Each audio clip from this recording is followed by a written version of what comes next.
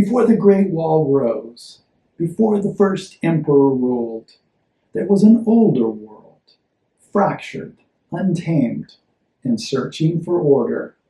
China was not yet a single nation, but a vast landscape of warring kingdoms, each dreaming of power, each clinging to survival. It was an age where the future of civilization still trembled in uncertainty, waiting to be shaped. The Zhou Empire was the premier Chinese empire from 1046 to 246 BCE, although their greatest power and control was early during this span. The spring and autumn period of their rule, 771 to 481 BCE, there were as many as 140 states, with many becoming more and more powerful.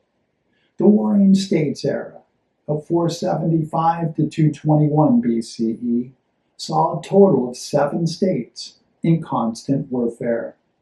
The spring and autumn, along with the Warring States eras, were not merely times of war. They were the crucible of civilization. Out of chaos came order, but an order that had to be reimagined. From the death of the old Zhou ideal rose new visions of empire, of ethics, of the cosmos itself. As the Taoist might say, only in the dark of winter is the seed of spring planted. 100 schools era emerged as thinkers, sages, wanderers, and revolutionaries, questioned like never before, in a time period as one truly profound in the history of mankind. The most prominent, many among the most influential in history, of these became known as the 9 schools of thought. This episode will focus on these 9. The most well-known was Confucianism. Confucius lived from 551 BCE to 479. Much of Chinese culture and philosophy originates with Confucian thought. Confucianism is a way of life, a moral system, and a blueprint for social harmony. Students under the Zhou Empire, including Confucius, learn the 6 arts: rites, music, archery, chariotry or equestrianism, calligraphy or literature, and mathematics. Confucius' core idea emphasized individual moral cultivation, ethical governance, and social harmony through adherence to various moralities. Confucius would distribute his message by roaming from kingdom to kingdom. His message would primarily be carried on by his disciples. He would teach in informal situations, such as in gardens, while walking, under trees, along the road, and so on. His classroom was the world itself. He and his disciples often faced hunger, danger, and arrest. He was largely unsuccessful in his life at delivering his message. He was forced into exile at the age of 51 and wandered for 14 years from state to state. He was rejected again and again. He was mocked, dismissed, exiled, and nearly killed. Yet he never abandoned his mission to restore virtue, harmony, and justice. Confucius looked back to the early Zhou dynasty, hundreds of years before him, questioning as to whether the religious rituals in his time were being conducted properly. He could not fathom that the gods would intentionally allow for so much chaos in his time without good reason. He spoke of, among many things, the concepts of Ren, Yi, Ji, and Zhuangzi. He concluded that ritual needed to be done with the concept of Ren, that is, with love, kindness, and compassion. That Ren was the source of all virtues. The development of Ren, it is thought, begins in the home with respect to one's parents, elders, and ancestors, E is about honor, integrity, and justice. G is understanding humanity and how to react to it. Knowing when to speak, when to listen, and when to act. Zhuangzi is making the world better by becoming better in thought, emotion, speech, and action. Confucianism is the art of living with grace. It asks not what we own, but what we are. It teaches that the well-ordered heart becomes the well-ordered home, and the well-ordered home becomes the well-ordered world. It is not a system of rules, but of virtue, lived outwardly, and harmony, lived deeply. Confucianism does not speak of theology, gods, or the afterlife, but does speak of the power of heaven.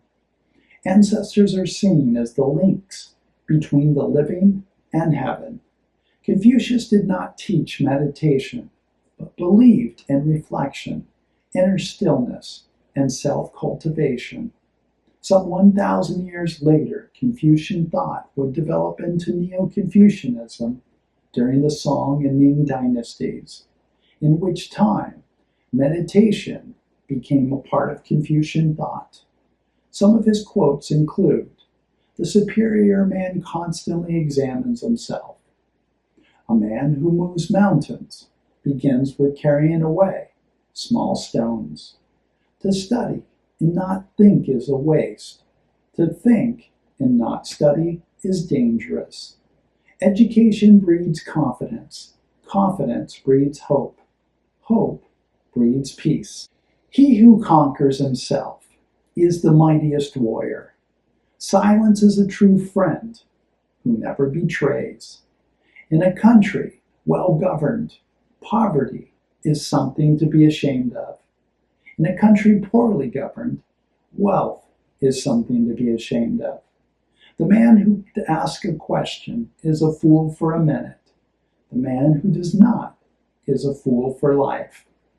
Not until Han Emperor Wu, 140 to 87 BCE, were Confucian ideas promoted by the state, but from there on, they were the base of Chinese ideology.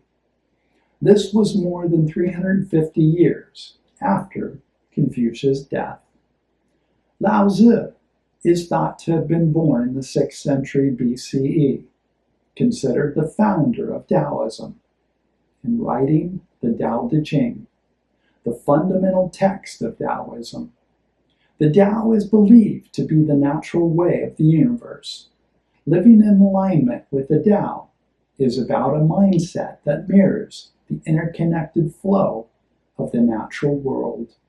Among its suggestions are to act without being attached to the outcome, to respond naturally without ulterior motive, to cultivate your true self and to have that shine through, connect with nature, observe without judgment, and embrace change. Living in alignment with the Tao is a continuous practice of observation, self-awareness, and adjustment. It's a journey of letting go of what is artificial and embracing the natural spontaneity of life, leading to greater peace, effectiveness, and harmony. It shaped Chinese, not with rules, but with rhythm, teaching that emptiness has form and silence can speak. Its language is the stillness of mist, the pause between one character and the next. Daoism is not a system, it is a flow, a current between thought, beneath speech, beneath even meaning. Where Confucius built order with words, Laozi dissolved them into silence. It is suggested that Tao's full definition cannot be understood. Instead, it must be experienced, lived, felt. The Tao has been described in ancient sources in the following ways. It does not speak, yet all things echo its voice. It does not strive, yet the stars revolve by its rhythm. It is the wind before the wind, the silence before the sound. The Tao is the breath of the valley, the curve of a river, the space between the notes of a flute. It moves without moving. It leads without leading. It yields and thus overcomes. Those who rush do not find it. Those who cling cannot hold it. But the one who listens, who lets go, who lives like water, may glimpse its flow beneath all things. The Tao does not promise. It does not punish. It simply is, like the sky. Wu Wei, or effortless action, is acting in perfect harmony with the natural flow of things, without resistance, ego, or unnecessary effort. True harmony, the Tao teaches, comes from understanding and cooperating with the forces of yin and yang, or the balance of things. The story of Laozi has him as an archivist for the Zhou dynasty. Disillusioned with corruption and moral decay, he left to pursue a life as a hermit in the mountains. Upon entering the western frontier, he was asked by the gatekeeper to write down his wisdom. He then wrote the fundamental text of Daoism, Tao Te Ching, for the gatekeeper. Zhuangzi, who lived in the 4th century BCE, wrote the Zhuangzi, one of the 2 primary books on Daoism. He wrote of the skepticism of knowledge, felt people should be allowed to live their natural way, placed a strong emphasis on an individual's freedom, writing with humor and paradoxes and parables, challenging one to question their assumptions. Inward training is a practical guide on how to live in the Tao. It was written about 350 BCE, and it's also a work on meditation and breath work. Sun Tzu was born 544 BCE and lived for 48 years until 496 BCE.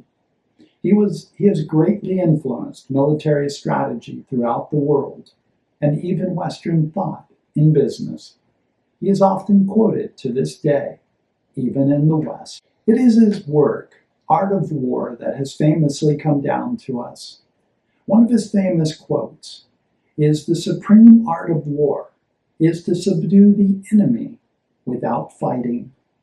What is different about Sun Tzu's wisdom is it was more about mindset, preparation, knowing oneself, knowing the enemy, and being flexible. Letting the enemy make mistakes in revealing themselves. He wrote of the importance of deception. Mencius was born about 371 BCE and died 289 BCE, known as the second sage of Confucianism after Confucius, thought to have studied under Confucius' grandson. He is said to have wandered for 40 years, advising rulers to reform. His dialogue with the rulers is written in texts known as the Mencius. The Mencius is often written in dialogue between Mencius and either rulers or other philosophers. Mencius argued that individuals have an inherent goodness within them, and that this needs to be cultivated. These thoughts were contrary to other well-known philosophers at the time, who believed humanity was either inherently evil or acted only out of self-interest. Mencius wrote of the importance of a rigorous ruler, and that the ruler, along with society, should create a situation which all individuals should reach their capabilities. Rulers admired his intellect, but rejected his principles, instead choosing political philosophy based on practical ruling and conquest. He stressed reading the classics, but with a critical mind. Mencius would become more influential during the Great Tang Dynasty, 618 to 907, than the dynasties before, and even more important, during the Song dynasty of 960 to 1279, when his work became one of the true classics, some 1400 years after it was written. Mozi was born in 470 BCE and lived until 391 BCE. Among his beliefs were that everyone was equal, and the concept that a collective love should exist in which love for all existed. He was a pacifist and taught universal respect. He also commented extensively on physical sciences and mathematics.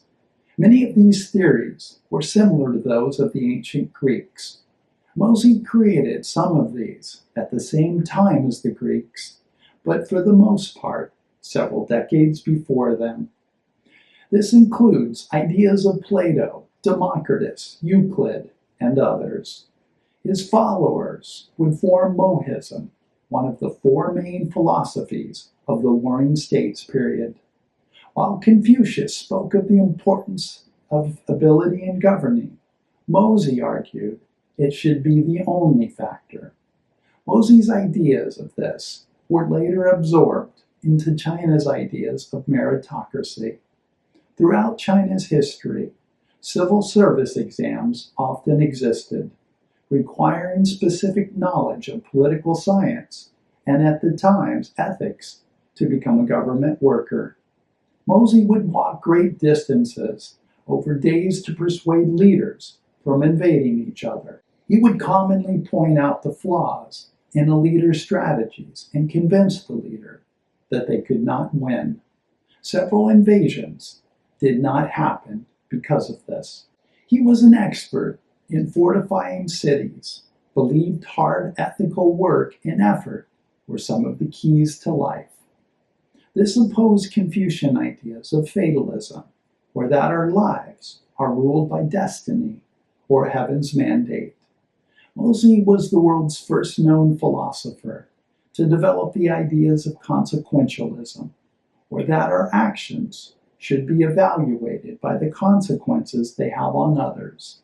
That is the positive or negative impact. The Mozi was written after his death by his disciples and followers. It contains 71 chapters. 18 have been lost, and many are severely damaged. A number of these are on logic, among the most important Chinese works in this. 11 chapters were on technology and defensive warfare. Other subjects were on his theories of optics, geometry, ethics, and epistemology, or the theory of knowledge. Most of the chapters are on his basic philosophies. Mozi's ideas before the Han Dynasty rivaled Confucianism, but would nearly disappear for some 2,000 plus years. Then when Western ideas influenced 20th century China, Mozi's teachings re-emerged as an important influence during the end of the Qing dynasty and into the Chinese Republic. It is said that China's scientific thought begins with the naturalist school of thinking. Zou Yan, who lived 305 to 240 BCE, was the founder of the school of naturalists. He combined yin and yang concepts with the 5 elements: metal, wood, water, fire, and earth, to explain them as the fundamental forces that controlled all things in the universe. Zou had a strong influence on Chinese astrology, which many believe even to this day. The proto-scientific concept of alchemy is an offshoot of naturalism. Alchemy flourished in the world of ancient Greece, Rome, and Egypt as it made its way along the Silk Route from China. Alchemy continued later in the Islamic world of the Middle Ages, known as Islam's Golden Age, and again to Europe during the 13th to 18th centuries. Some even practice it today. Some of Europe's most famous scientists, such as Isaac Newton, Robert Boyle, and Roger Bacon, believed and practiced alchemy. John Locke, philosopher and political scientist, whose ideas heavily contributed to the American Constitution, was an alchemist. Legalism prioritized law, order, and centralized power, focused on strict laws, harsh punishments, and complete obedience to the state, believed people inherently were selfish, greedy, and fully motivated only out of self-interest, that they were lazy and inconsiderate. It argued a strong ruler was needed, otherwise an overthrow would be easy, but that the ruler was not above the law. Shang Yang lived 390 to 338 BCE. His work in the Book of Lord Shang was the foundational work of legalism. When China united for the first time under the short-lived Qin dynasty in 221 BCE, the emperor placed legalism as the system to control the new empire. The harsh control of legalism led to revolt and protest, causing the collapse of the Qin dynasty. From 213 to 212 BCE, it was said many books were burned along with Confucian scholars. These stories are quite harsh, and others later argued that this was not as severe as some historical texts believed. The Han Dynasty took over in 202 BCE. Legalism would be used in the Han Dynasty until about 135 BCE, when they switched to Confucianism for a political guide. The sage of Ghost Valley in the 4th century BCE wrote on rhetoric and persuasion. He was a master in several areas of study. He is considered the first in China to write on the art of persuasion. He lived in seclusion as a Taoist priest in what was then called Ghost Valley. The work would later become a Taoist canon. The sage of Ghost Valley is considered the founder of the School of Diplomacy, one of the 9 schools of thought. The school was about using rhetoric, persuasion, deceit, and other tactics to give one state the advantage. Jisha Academy emerged in the Warring States era, but didn't last long. This was in the eastern state of Qi. It is thought that this is the first time the state supported scholarship. Important works of Confucianism, Daoism, Mohism, and several other Chinese philosophies were created here. Several of China's most prominent philosophers attended Jisha Academy. The idea was to debate, challenge, refine, and cross-pollinate the ideas of the time. Thank you so much for watching, as we visited a truly exceptional part of history in China's 9 schools of thought. Have a great day, and I hope to see you in the next episode.